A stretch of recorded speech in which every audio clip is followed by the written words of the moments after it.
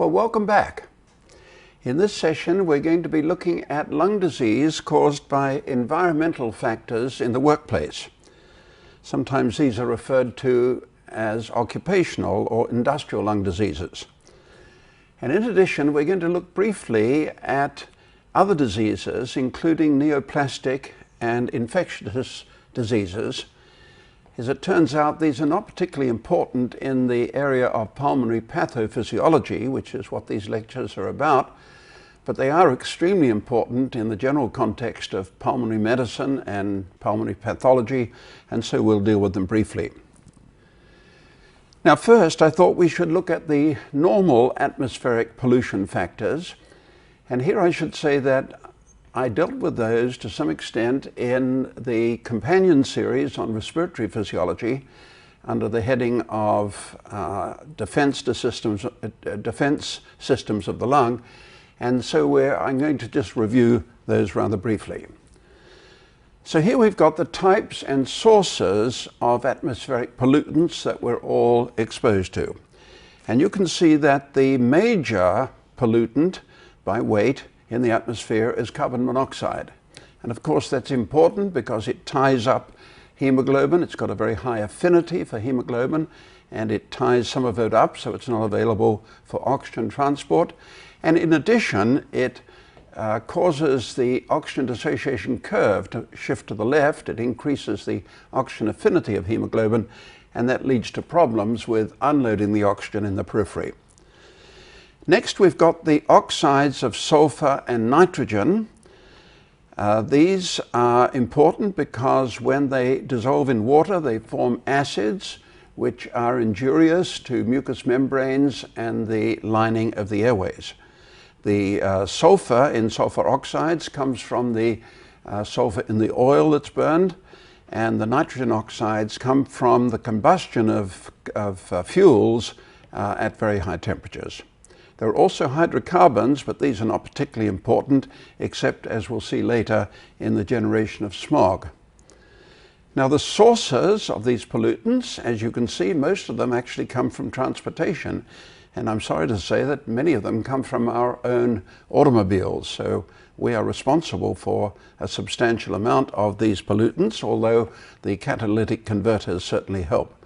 The other major source are the power plants, stationary power plants, and industrial processes. Now, one of the pollutants not mentioned there, but very important, are the photochemical oxidants. Now, those are formed when hydrocarbons and nitrogen oxides are acted upon by sunlight, high activity, and in a slow reaction, they result in a number of very unpleasant substances, including ozone, peroxyacyl nitrate, aldehydes, acrolein, and so on. And these are the components of smog. Now this reaction is slow, so that typically what happens if a tanker is unloaded, say in Long Beach in Southern California, and the winds, the prevailing westerly winds, move the material to the east, there's a slow reaction which generates these smog components, and so the smog is mainly seen a number of miles inland. These photochemical oxidants are toxic, they harm people, cause inflammation of the upper respiratory tract, they harm plants, they have offensive odors, and that's what we know as smog. The existence of smog, the intensity is increased if you have a low-lying area surrounded by hills, as for example in the Los Angeles basin, and you can get a temperature inversion there where the normal escape of materials to the atmosphere is prevented. Let's now look at the most important pollutant by far, which of course is smoking. Smoking is responsible for an enormous amount of morbidity and mortality, and you'll notice that the CDC makes the statement that cigarette smoking continues to be the leading cause of preventable morbidity and mortality in the United States. So smokers, of course, inhale pollutants in far higher concentrations than you do in a polluted atmosphere, And smoking causes many diseases, including bronchial carcinoma, COPD, coronary artery disease, and it's an obligation for all of us, I think, to try and reduce this terrible scourge. Now let's look at the behavior of aerosols in the lung, because these pollutants exist as aerosols. An aerosol is a cloud of small particles that remain suspended for a very long time because of convective effects. And we're going to look first at the deposition of pollutants in the lung and then their clearance. And the deposition is nicely shown in these three cartoons here. The larger particles, say larger than 5 microns or so in size, largely deposit by what's called impaction. As the particles are inhaled, they have to turn sharp corners and they run off the road, as it were, like a sports car going around a corner too fast, and they impact on the moist mucous membranes. They're then trapped and they're removed from the system that way. And that's very important in the nasopharynx. The next important mechanism is sedimentation, which refers to the gradual settling of particles as a result of gravity. And that's particularly important in the small airways, partly because the distance that they have to fall is rather small, and that affects the medium-sized particles, say 1 to 5 microns particularly.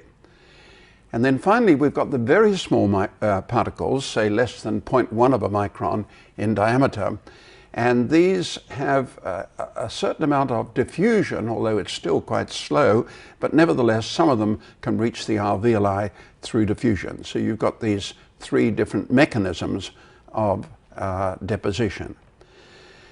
Now, we've referred to the sedimentation before of particles in the small airways of the lung, and I'll refer to it again because it's so important. And the point here is that inspired gas can get to the terminal bronchioles, respiratory bronchioles by normal convective flow, but beyond that the gas moves predominantly by diffusion. However, the particles cannot do this because they are too massive to diffuse, and so they tend to sediment in the region of the terminal bronchioles and respiratory bronchioles. And here's a very graphic representation of that.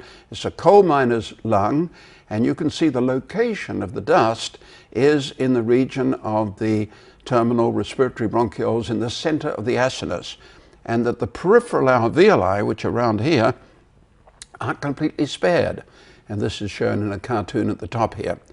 So this, we believe, is an important cause of chronic bronchitis. Early changes in chronic bronchitis occur in the small airways, and that's a very important pathophysiological factor. Okay, let's look at the clearance of deposited particles. And there are two quite different systems. There's a mucociliary system, which operates in the airways, and the alveolar macrophages, which are important in the alveoli.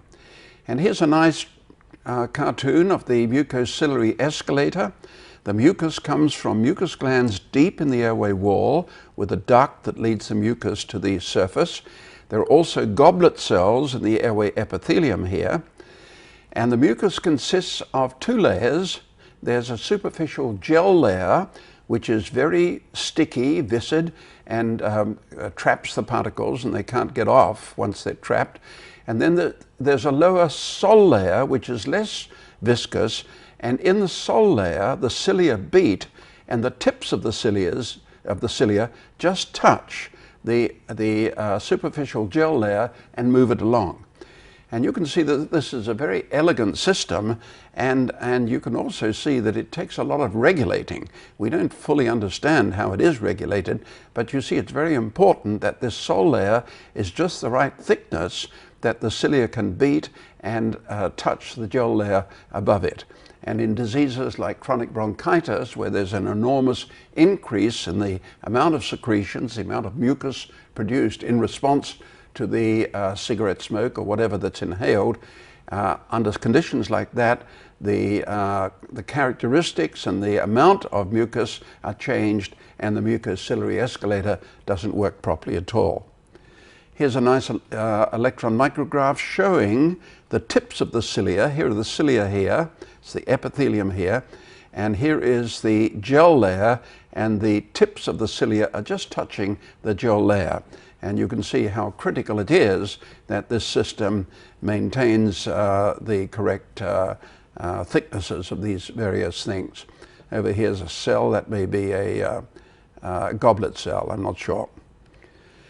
Now in the alveoli there's no mucociliary system, but instead we have the alveolar macrophages which roam around the surface of the alveoli by amoeboid action, and they engulf foreign particles, bacteria, any pollutants that happen to get to the alveoli, and once they're engulfed, the macrophages take them away.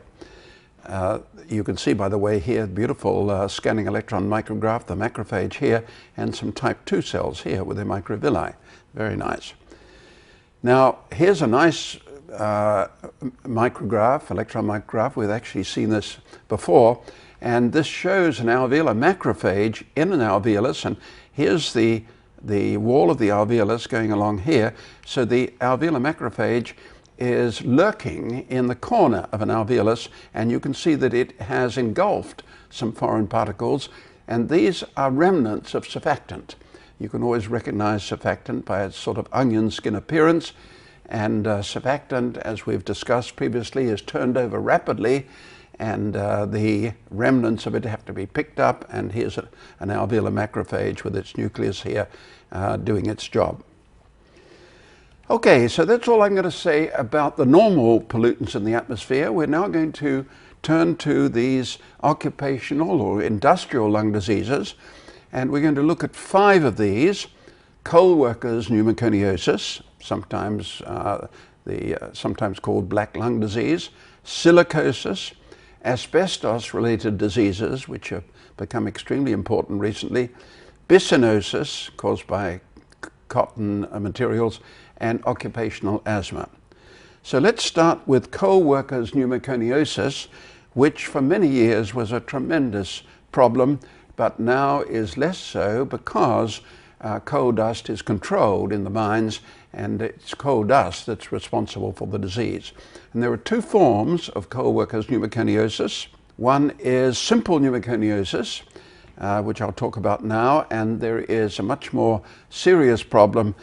Sometimes people develop what's called progressive massive fibrosis.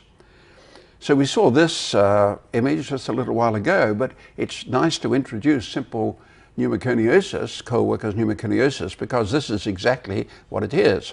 The pneumoconiosis is caused by the deposition of coal dust in the center of the acinus here, as you can see, and as we said before, that's because the coal dust can't diffuse in the gas phase to the periphery. The peripheral alveoli are spared.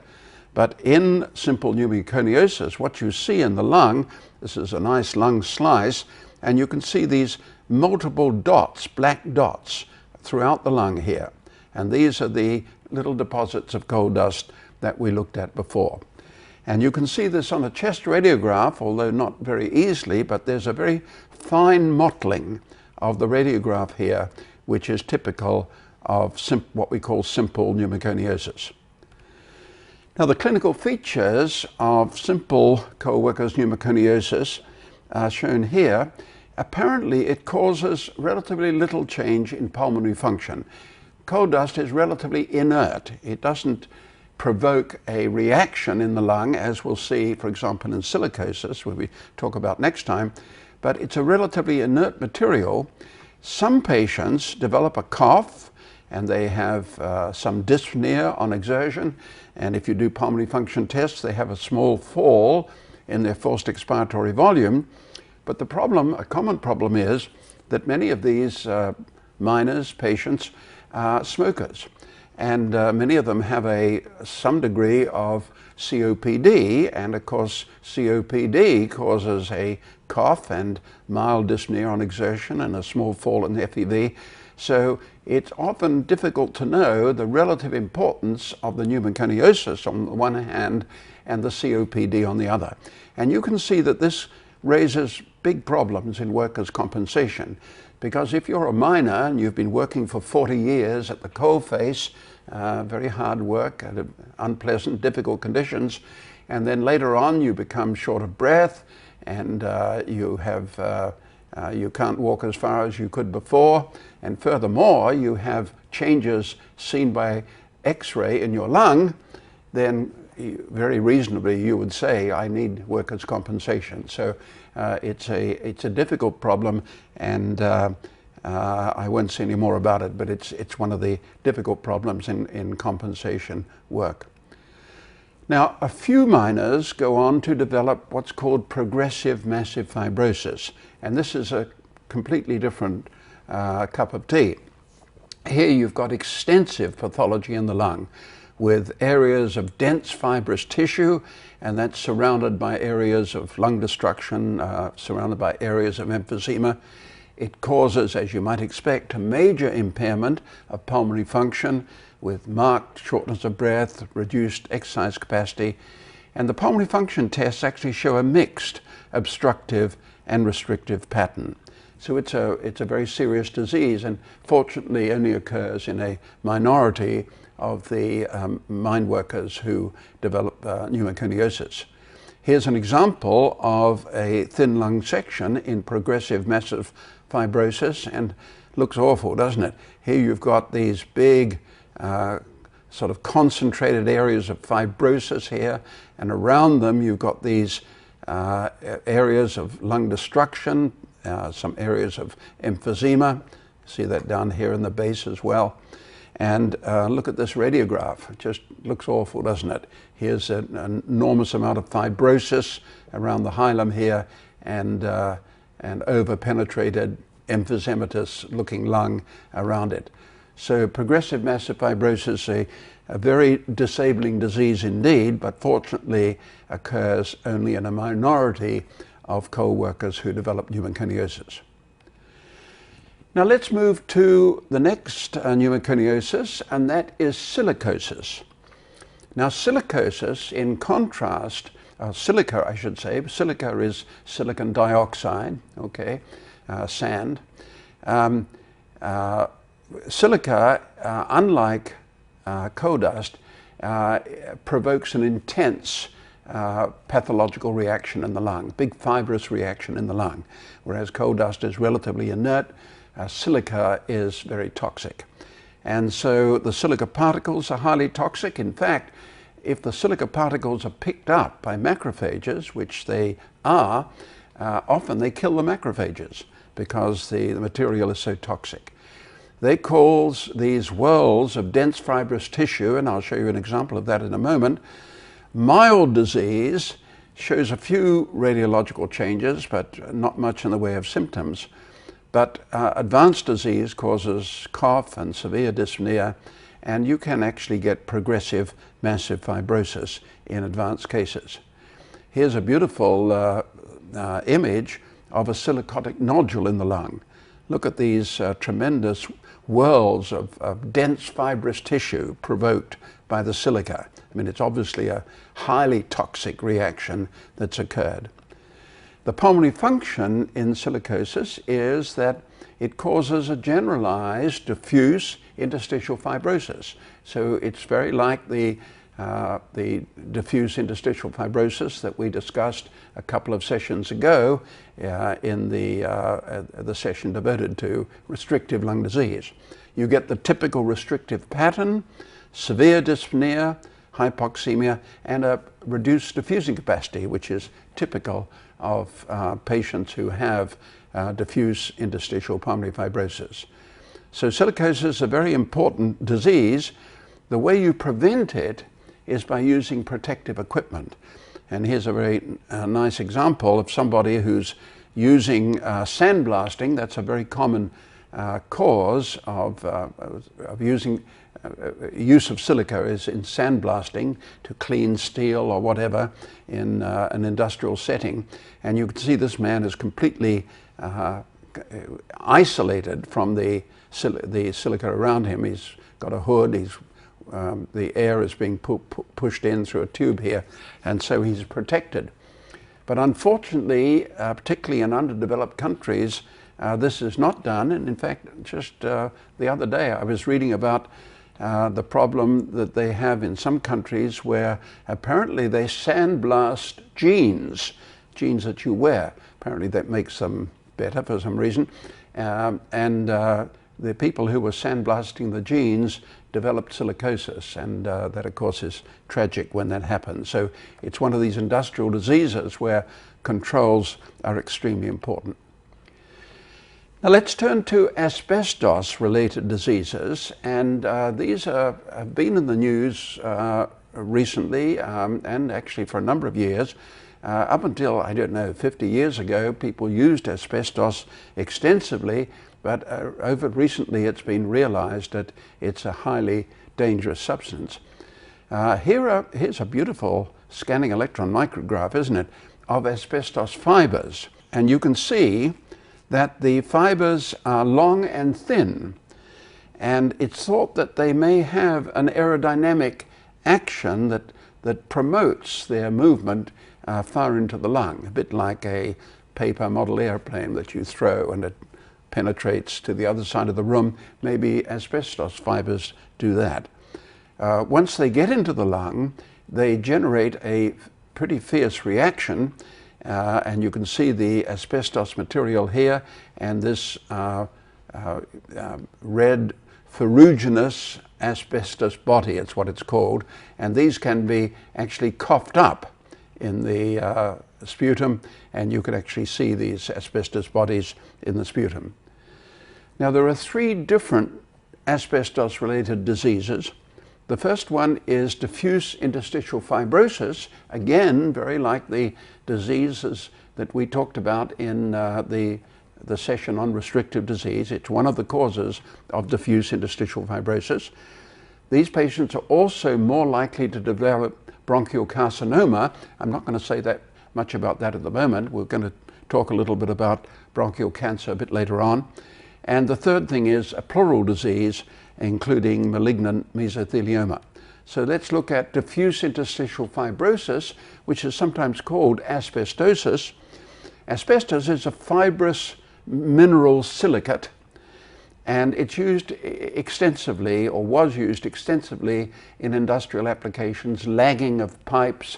It's used in homes, for example. I'm sure you're aware of old buildings where they're doing some repairs and they find that there's asbestos there, and there's a terrible problem getting rid of the asbestos. So it was very extensively used. Shipbuilding, for example, was used, brake linings, used a lot. And it turns out that the disease tends to occur after fairly heavy exposure. As other forms of diffuse interstitial fibrosis are seen, there's progressive dyspnea on exercise. You often get finger clubbing. You get these fine crepitations or crackles by auscultation, and as far as I know, the reason for that is not fully understood. There's no fluid in the lung, but the fibrosis causes these fine crepitations for some reason. Lung function shows the typical restrictive pattern that we talked about extensively in the session on restrictive disease. There's reduced lung volumes, the compliance is reduced, and the diffusing capacity is reduced. So these are all typical findings of diffuse interstitial pulmonary fibrosis, caused in this case by asbestos. Now let's turn to the pleural disease, and it's a very remarkable condition, this. For example, it can occur after very trivial exposure, and there are a number of anecdotal accounts, for example, of the wives of workers simply washing the clothes of the workers and then later on developing pleural disease, the wives developing pleural disease, even though all they've done is wash the shirts or whatever of the people who are working with asbestosis. It's quite frequently you get some pleural thickening, which you can see on the radiograph, and plaques, but they're usually harmless. But you can develop what's called a malignant mesothelioma, cancer of the, or neoplasm of the mesothelium lining the lung, the pleura, and that can develop long after exposure. Many, many years after exposure, you can develop this mesothelioma. The result of that, that's a very nasty disease. You get restrictive chest movements, severe chest pain, and a rapid downhill course.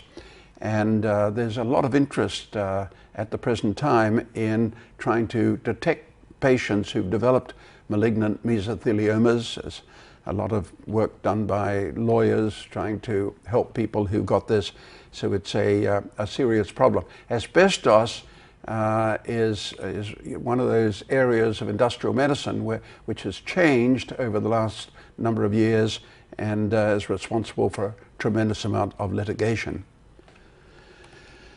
Now let's just say a word or two about other pneumoconioses.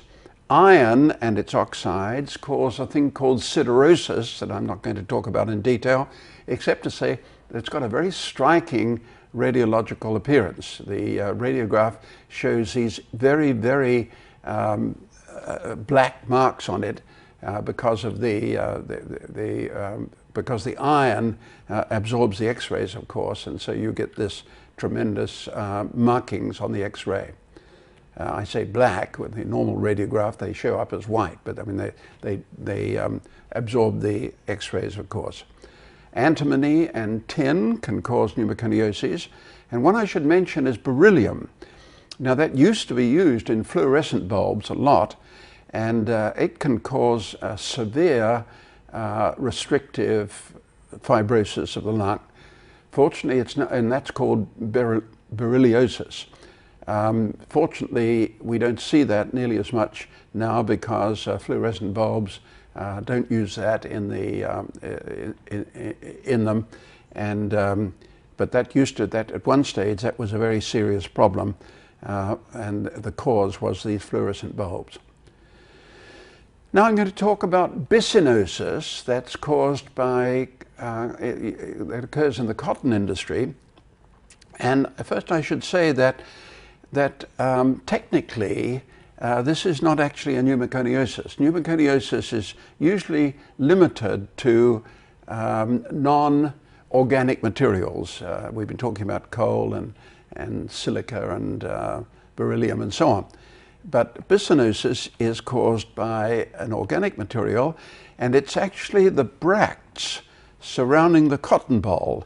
Here's a beautiful photograph of a cotton ball here.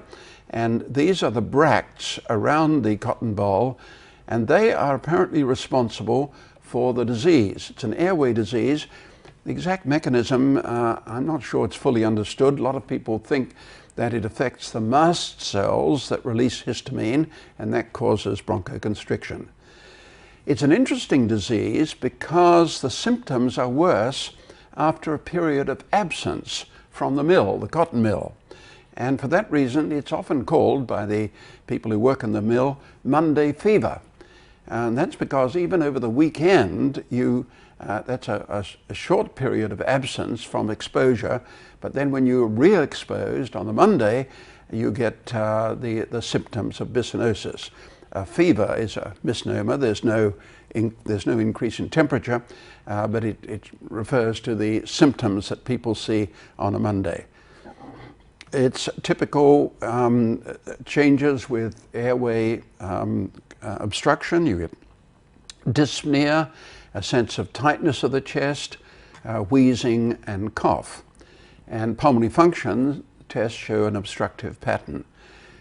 The symptoms actually lessen during the working day. During the Monday and then Tuesday and Wednesday, the symptoms will be less, but then when you take a break on the Saturday and Sunday, you come back on Monday, then the symptoms occur again.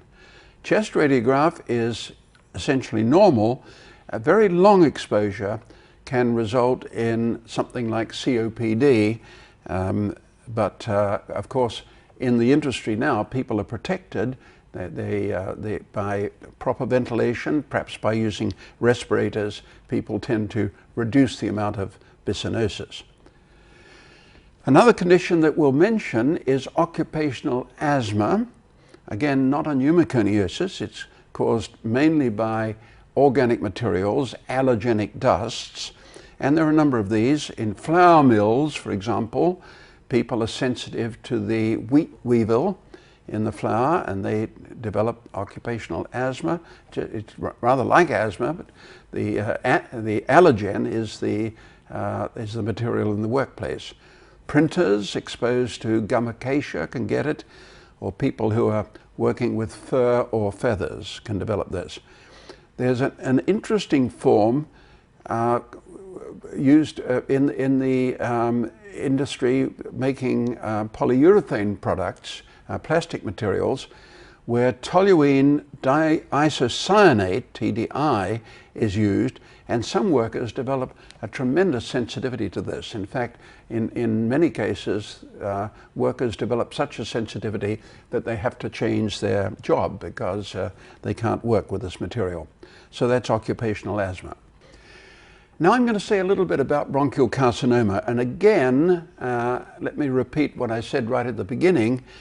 I'm going to talk a little bit about neoplasms and a little bit about infectious disease, but I want to emphasize that these really are not important in the area of pulmonary pathophysiology, which is what we're really talking about. Pathophysiology is an abnormal function of the lung, and the use of pulmonary function tests to show that bronchial carcinoma, the changes in function of the lung and the use of pulmonary function tests are really not important at all. But of course, bronchial carcinoma is a very important disease, as we'll see here. Look at the cancer death rates from 1930 to 2004. Now, I don't know if you can easily read these, but this is stomach cancer here, which happily has declined. I don't know why. And other diseases, colon and so on, prostate cancer up here, pancreas and so on. But look at lung cancer. Tremendous increase. And that's because of the increase in smoking. During World War II, there was a big increase in smoking, particularly in women who worked in factories in World War II. And of course, the cancer shows up a number of years later. So that's the reason. Happily, it looks as though there's a bit of a decline here. Well, substantial decline. And that, I hope, is caused by the increased knowledge of the dangers of smoking, and also very big programs trying to prevent people, trying to persuade people not to smoke cigarettes, and also the increasing cost of cigarettes as well. So let's look at the classification of lung cancer, and I'm going to do that rather briefly. They're classified into small cell carcinoma and non-small cell carcinoma. And small cell carcinomas show a homogeneous population of these cells. They're often thought to look like oat cells. Highly malignant and makes up about 1/3 of all cancers. And here's an example, a very nice slide showing small cell carcinoma, and you can see a rather uniform appearance of these oat cell-like cells here. The non-small cell carcinomas are of 3 types. First, the squamous carcinomas, then the large cell carcinomas, and the adenocarcinomas. Now, the squamous cell carcinomas are relatively common, nearly half the cases, and they sometimes show a whorl pattern, and you can see that here. Here's an example of a squamous cell carcinoma, and you can see a couple of whorls here, one here, another one over here. They're characteristic. The next category of the non-small cell carcinomas is large cell carcinomas. You don't see the whorls, and they are not uncommon, tend to occur in the periphery. And here's a nice slide of a large cell carcinoma. And then finally, in the non-small cell carcinomas, we have the adenocarcinomas, which often produce mucus. They tend to be commonest in women.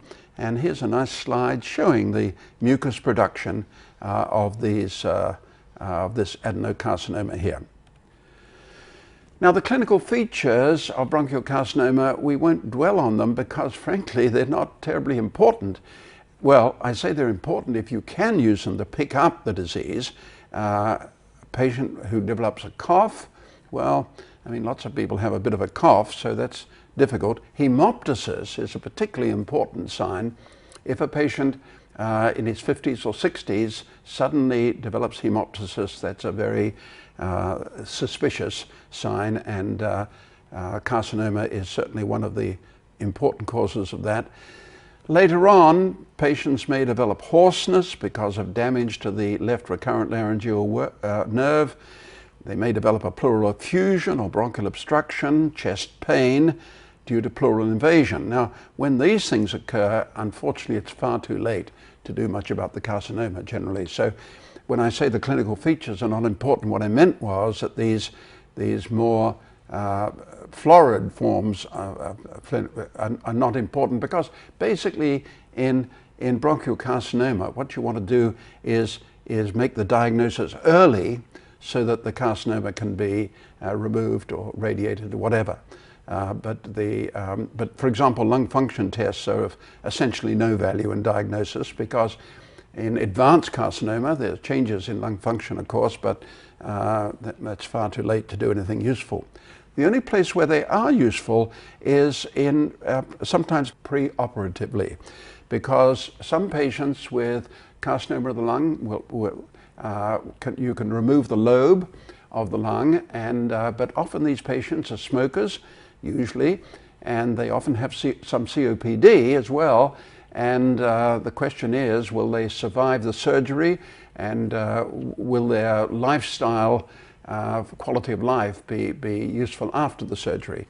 So lung function tests are sometimes useful in the preoperative evaluation prior to surgery. Now, a few words about infectious diseases. Again, extremely important in the context of pulmonary medicine, but relatively unimportant in the context of pathophysiology. Pneumonia, a very important disease, of course, particularly in older people. Pneumonia is one of the reasons why older people, they often have a terminal pneumonia. It's an inflammation of the lung parenchyma, and it's characterized by filling of the alveoli with exudate. In fact, the alveoli are crammed with cells, chiefly polymorphonuclear leukocytes. The patient will usually have a fever, will have malaise, will feel off color, have a cough, and may have pleuritic pain. And the radiograph is usually diagnostic. Pulmonary function tests are not important here, but the radiograph is diagnostic. The patient often will have hypoxemia, and here's a nice radiograph showing pneumonia in the mid-zone base of the left lung here. Now, pulmonary function in pneumonia won't delay us for long. The pneumonic region is usually unventilated because the alveoli are crammed full of exudate and cells. If it's perfused, of course, you get hypoxemia. That's an example of shunt, the extreme of the ventilation-perfusion ratio spectrum, if you like. The blood flow may be reduced in the pneumonic area, probably is, either by the disease process or by hypoxic vasoconstriction. Normally you don't get CO2 retention in pneumonia. Sometimes the breathing movements are restricted by pleural pain or by pleural effusion. But in general, pulmonary function tests are not useful in the management of people with pneumonia. I should say something about tuberculosis, because historically, of course, it's been a devastating disease over the centuries. Captain of the men of deaths, it was called, I think, at one stage. But now, happily, in well-developed countries, it's now mostly controlled with antibiotics. On the other hand, it's still a serious problem in underdeveloped countries. Can be a really serious problem in poor countries. Another problem is that resistance to antibiotics has developed, and this can be a major problem because some of the cases, the usual antibiotics are of no value, and that's a very serious problem. The initial infection is of the lymph glands, and it's in the lung, high lymph glands, and is not recognized almost always. But the post-primary infection, the infection in the adult, usually occurs at the apex of the lung, and that's of interest to pathophysiologists, because we believe that the reason why the adult tuberculosis prefers the apex of the lung is the fact that the ventilation perfusion ratio is high there and the PO2 is high there. And you can show that the tubercle bacillus thrives better at a high PO2 than a low PO2. Usually the infection these days is controlled with antibiotics. However, in the good old days, it would extend to give miliary infection. Incidentally, I can remember when I was a medical resident that we did not have proper antibiotics. And I can remember doing unilateral lung collapse, pneumothorax for tuberculosis. So that was a very long time ago. Things have changed a lot. But in the good old days, there used to be miliary infection from the initial infection. Cavitation very frequently occurred, and all sorts of terrible operations were developed to reduce the volume of the chest cage. You could get pneumonia, pleural effusion, and patients who had old, long-standing tuberculosis would often develop very severe fibrosis and very strange changes on their chest radiograph. Another group of patients who are at risk these days are immune-compromised patients, for example with AIDS, because they may develop tuberculosis. Let's a word or two about bronchiectasis. We don't see so much bronchiectasis these days, but again, when I was a medical resident, we certainly saw bronchiectasis. It's characterized by dilatation of the bronchi with suppuration.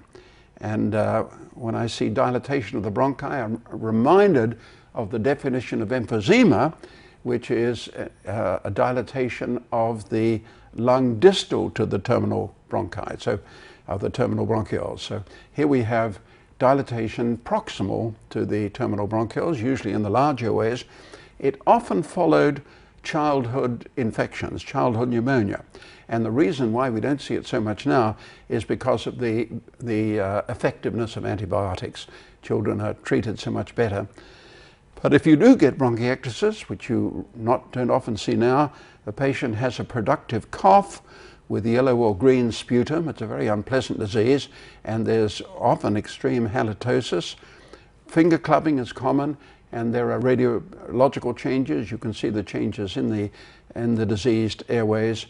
The loss of function is not particularly important, but in chronic inflammation, you can get fibrosis.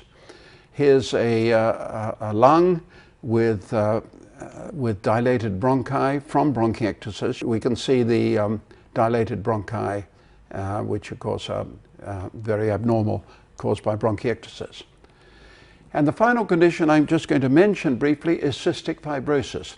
Again, a very important disease, no question about that, but in the context of pulmonary pathophysiology, not so important, simply because pulmonary function tests are not particularly useful, certainly not useful in the diagnosis, and not really useful particularly in the in the management of these patients.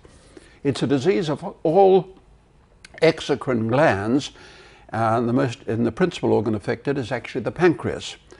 It's caused by a mutation of a gene, the CTFR gene, which affects chloride and sodium transport across cell walls. A lot of people have the mutation, but you need 2 copies of the defective gene before you get clinical cystic fibrosis. In the lung, you have excessive secretions from these hypertrophied mucous glands, so it's a little bit in that respect like chronic bronchitis, but cystic fibrosis occurs in young people. It often comes on after 1 or 2 years of life. People become aware of the fact that there's cystic fibrosis. You get plugging of small airways, you get chronic infection, productive cough, frequent chest infections, decreased exercise tolerance, finger clubbing, and radiological changes. Now, the sweat test is diagnostic, and these patients now are usually diagnosed as a relatively early age.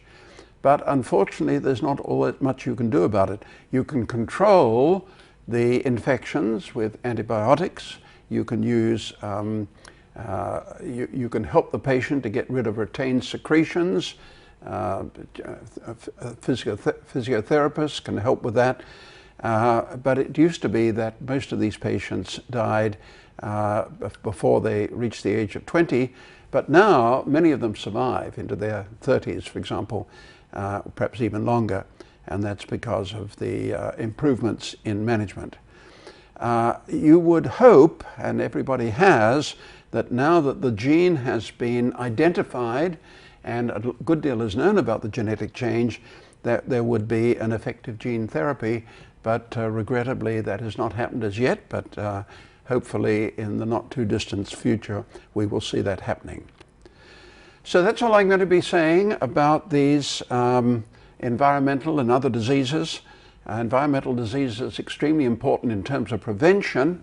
The other diseases, neoplastic and infectious diseases, desperately important in terms of pulmonary medicine generally, but not particularly relevant to pulmonary pathophysiology. And so I'll leave that there and look forward to seeing you next time.